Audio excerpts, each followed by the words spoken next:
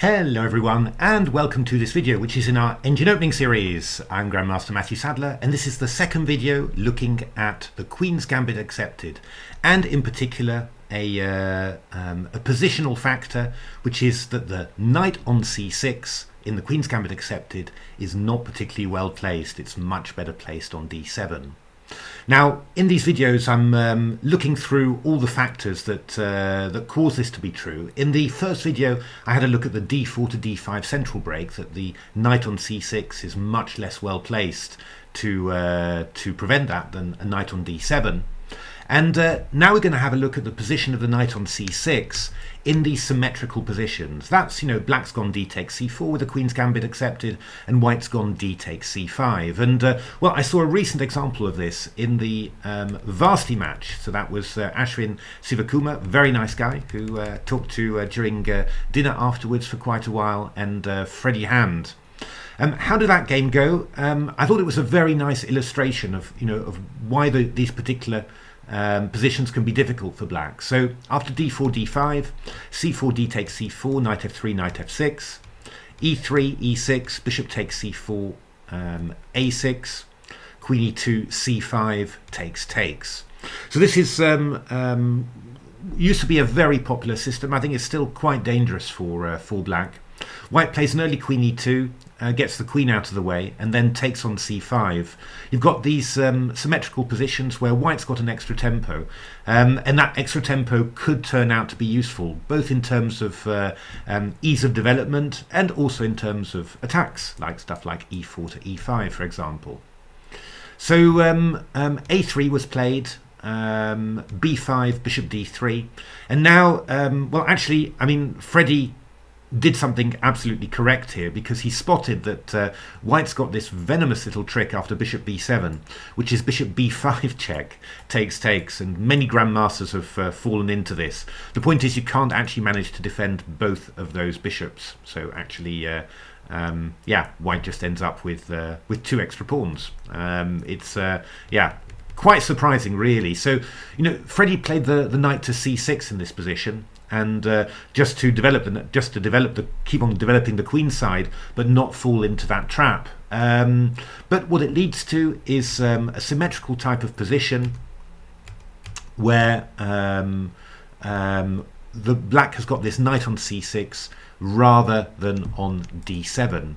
Now, what's the big difference with this? Well, quite a few little points, actually. I mean, first of all, on c6, this knight doesn't really have any squares to develop to.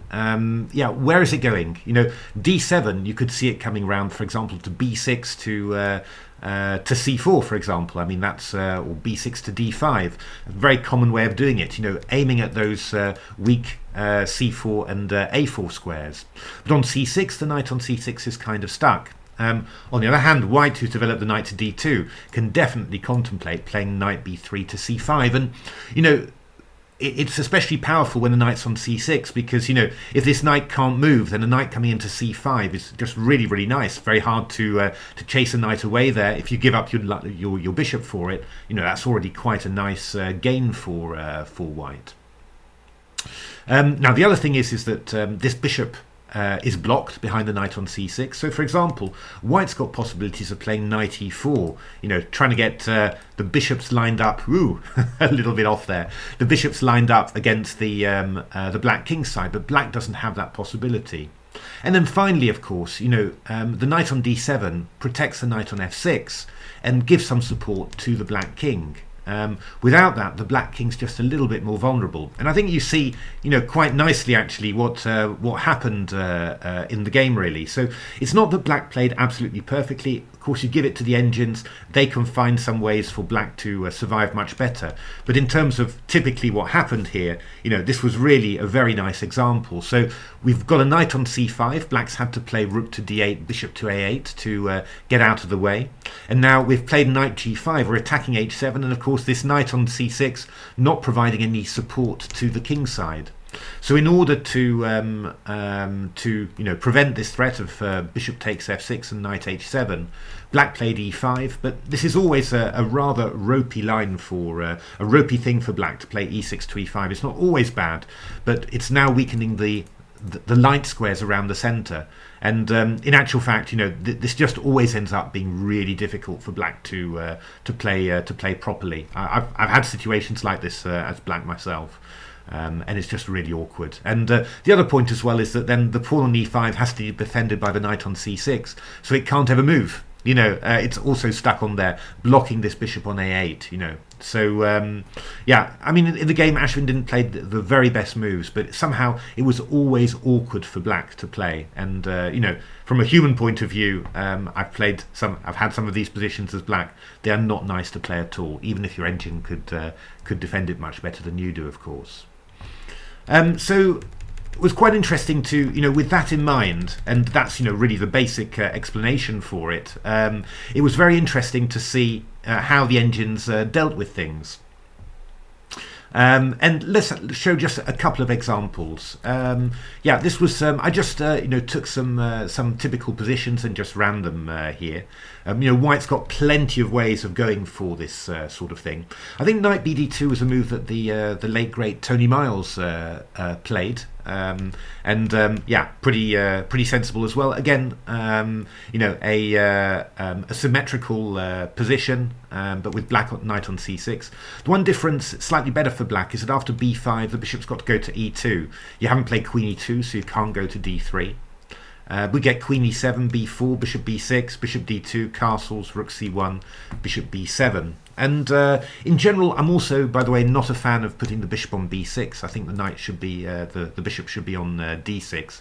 But we see the engines making that work in different situations. But this was actually quite funny what happened, because rook c2 was one of the lines that that Stockfish came up with. I think also been some human games in this. And what did Komodo Dragon and what did Stockfish also play as black? Easy. They went rook c8 and knight b8. That was what they did, just repairing this, and this knight is coming round to d7, and then all of a sudden after that everything looks logical again. The king's side is protected, the bishop's line is opened, and the c-file is opened, so black's not really worrying at all about that. And this sort of position was a type of position that the engines just managed to defend very, very easily indeed. So that was really interesting, and the amazing thing really was that it happened all over the place really. So queen c2, rook c8, queen b1, another idea of Dragon and Stockfish, again quite nice. Looking for moves like knight g5 when h7 is in difficulty. And what do we get? Well, knight b8, that's another idea. And again, we're going to bring the knight round, give protection, and we can start swapping off rooks, exchanging off pieces, and reducing the danger. So that was one thing, and it just kept on this theme of playing the knight back to b8, or at least moving the knight away from c6, kept on coming. So this was another typical sequence: bishop d3, bishop b7, b4, and now some different games. I saw that David Howell had played bishop b6, so that seemed quite interesting. Bishop b2, castles, and then again, normally what I say, I think this bishop is better on d6 than on b6. But here the engines were making use of the the fact that at least the bishop wasn't on e7. So that after knight bd2, they were looking at knight e7. There we are, But again, the whole idea is move that knight quickly away from c6 and free the bishop on b7. And after rook d1, they were coming to d5, which is quite a nice square, because if you go e4, I've got knight f4. And after rook c1, we go rook c8, and then we start exchanging off rooks. And gradually, black starts neutralizing the white initiative. This was ethereal with black that came up with knight e7. I love testing with ethereal. Do take a look at that engine. It's getting really strong. What was it? It was I think fifth in the in Division P at TCEC this time, and just behind Berserk. But I mean, it's a really strong engine, and having a lot of fun using it in my engine matches. And then after bishop b7, bishop b2, castles, knight bd2. Yeah, plenty of lines that the engine played, but one of, I think it was Ethereal's favourite, was to go rook c8, rook c1, knight b8. There we are. We've done it again. We're swapping off rooks. This knight's coming around to d7, and suddenly black's position looks completely logical. And this knight has got some prospects. You know, it can really come to some good squares. So that was very, very interesting. I'll just leave you with one thing, because of course, you know, whenever you play engine games, you get some phenomenal ones. And Queen d5 was actually played a number of times by strong human players, including, I think, Josef Dorfman, living in France now, very, very strong grandmaster. Tends to like draws maybe a little bit too much, but really understands his chess very, very well.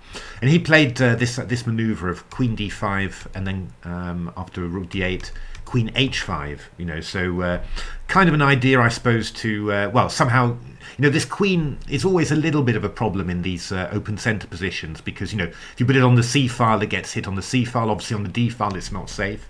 So finding a spot for it is always difficult.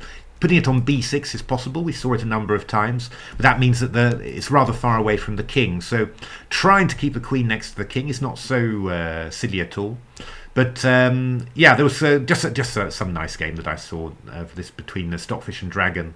So sort of attack the queen like this, and then it was just these tactics that I like. Queen e1, knight e4. Yeah, again, you're seeing that, you know, if you go knight takes e4, then bishop takes e4, and yeah, this one's in real trouble, you know. So knight e7 played by the engines, and then we just got some nice tactics there. Takes, queen e5, bishop g3. Yeah, this move bishop e5 was quite surprising, I have to say. But yeah, you don't particularly want to take this off, because then some pawns are weak. So you just hold this knight on d6, and you can just about cover. And after knight h5, this one came in. Just, you know, you're playing through these games and just, oh, what? Oh, yes, you know, king h7, knight f7 is pretty unpleasant. So king goes to f8, h4, queen f6, bishop h2, getting out of the way. Bishop c6, bishop c2. You know, it's funny, all the pieces have been hanging, now they retreat, and then you emerge with some sort of position like this, where you know, white is actually quite a bit better here. Two bishops, pieces are awkward, and well, Stockfish managed to move this into a great ending, where the pawn on a6 was very weak. I mean, this is, you know, one of the big dangers for black of this structure. And obviously, you know, if your knight's on c6 and white's knight is on d2, then, you know, white's much more likely to get a knight on c5 to attack this sensitive point than you are to get a knight on c4. So that was a great game, and you know, Stockfish won it later. Nothing much to do with our theme really, but just felt I had to share it. So there we are. I mean, I hope that you know, explains why I'm, you know, very wary of putting a knight on c6 when you've still got the chance of getting this sort of symmetrical position. Doesn't have many prospects, tends to be a bit of a target along the c file, blocks in this bishop, which gives, you know, white some extra attacking choices, doesn't support the king side, you know, so it gives white extra attacking chances, and also, you know, it really gives white free use of the c file and a free opportunity to put a knight on c5. And yeah, as we saw, you know, one of the engine's favourite ideas was simply to repair that as quickly as possible with knight b8 to d7. And because the position's symmetrical, you know, as long as black takes, you know, this sort of action pretty quickly, you know, black's really getting away with it quite nicely. You know, again, it's the engine sort of showing that yes, you are correct, this is obviously not optimal, but no, it's not the end of the world. We can help you solve it if you let us.